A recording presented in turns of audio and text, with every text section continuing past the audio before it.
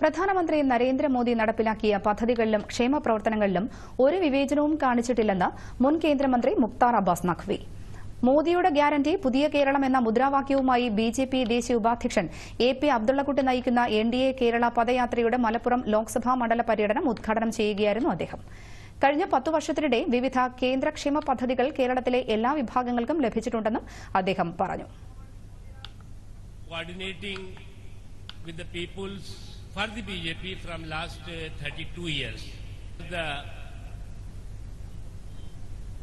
Working in a youth wing of the Bharatiya Janata Party, Janata Yuva Morcha, first time in 1990, I think 89 and 90, I visited several places, most of the places of the Kerala for the party work, for the party campaign and for the support of the party for the different communities.